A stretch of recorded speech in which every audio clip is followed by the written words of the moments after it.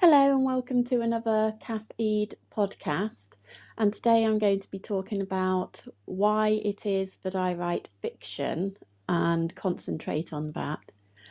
Well, mainly it's to do with exploring where society is going to take us, because none of us know. But in society today, there is a lot of attention being made on words. Particularly with hate speech, but also I notice with the manipulation of words. So, put it this way, we have hate speech laws which victimize people who take offense to certain statements or words. And that classes those people who have taken offense as victims. However, when you consider the manipulation of words, and then you think about how psychologists and those in mental health and all sorts of different areas, public sector areas mainly, they will call rape victims rape survivors. So you now have survivors of rape, but victims of words.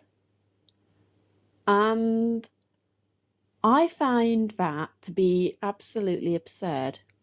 I don't necessarily believe all victims of rape would feel that they have survived anything. Because one of my interests is the grooming gang victims in the UK. And they are not allowed to discuss the matter. They are shamed for discussing the matter and all sorts of things. So to me, in my opinion, they have not survived that tragic incident. They are still suffering it. They are still victims of it until they are freely able to discuss the matter without having a finger pointed at them or people who want to speak for them as being racists or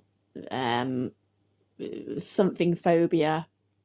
So Islamophobia, xenophobia, something phobia.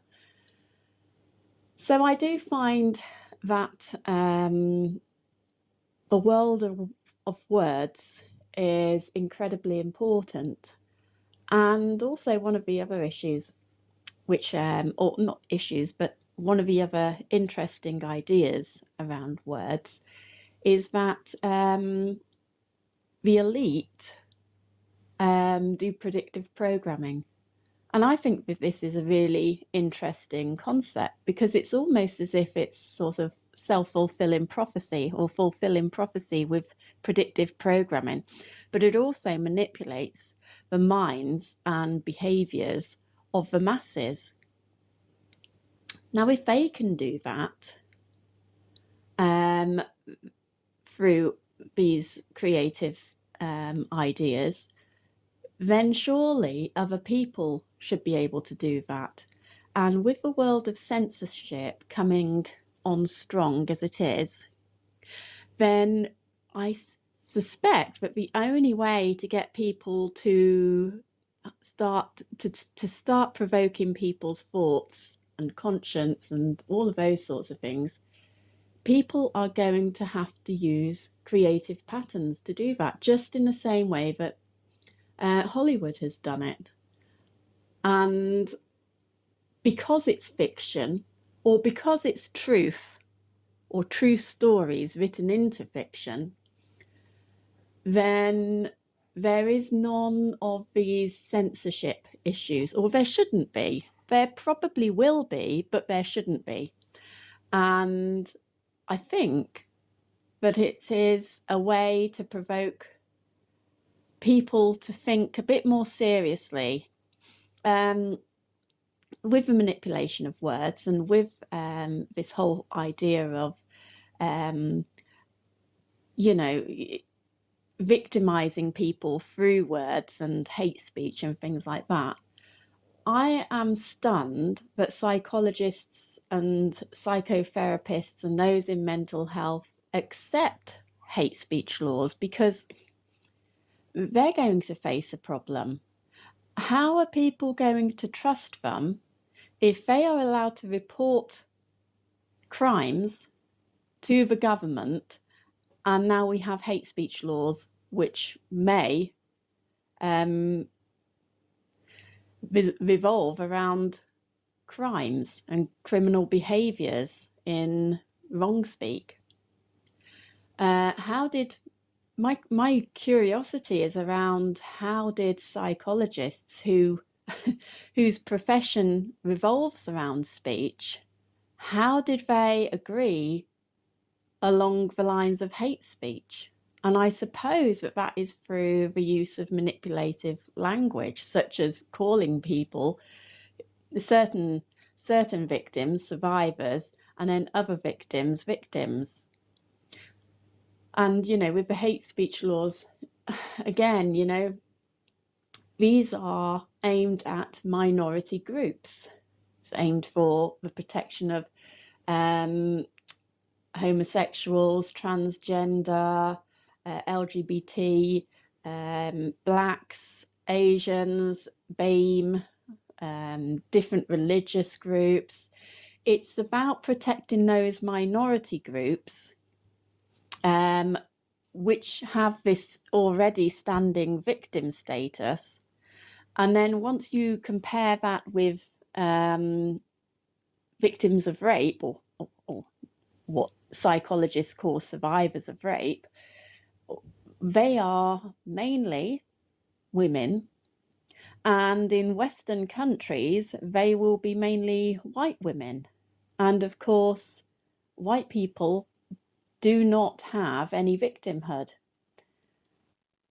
So, I mean, I feel that they're trying to disengage any victim status for any of the native groups of people within the Western countries. And I think that they also do that in various other ways. I feel that it would be beneficial to these groups, to these elites, to remove all disabled people, because again, in Western countries, with the natives being of Caucasian race, the most people who will be disabled will be Caucasian. And of course, that is a group that are not allowed to be victims. So, in my opinion, it felt to me during a certain medical intervention which has been taking place over the last few years, it's felt to me like there is a intention to get rid of the disabled people, and then that will get rid of a certain minority group of victims, which will then mean that there's just a whole new victim group, but just the existing victim groups. Of course, I don't think that will work, and I don't think that obviously all other victim groups have been targeted as well. So obviously, if my theory that this medical intervention is actually to just kill off people, then that will, it's going to kill off everybody. But I had always thought to myself that they were trying to remove victim status from the native people, native population within these Western countries. And I watched on with interest as they manipulated language. And I'm really interested in other people's views about use of language, and whether you believe that predictive programming is a real thing, whether it's a self-fulfilling prophecy type art or craft. You know, some people say that these people are experimenting in witchcraft. I'm not sure if that's how I would see it myself, but yeah, I suppose it is a craft, and I'm very interested in how other people feel about predictive programming. And if it is a real thing, then is it a possibility that those who feel differently about how society is heading at the moment, is it a possibility that we can use that same creativity to promote the future that we want? So let me know in your comments, and please subscribe, please like, and I look forward to reading them later. Thank you. Bye.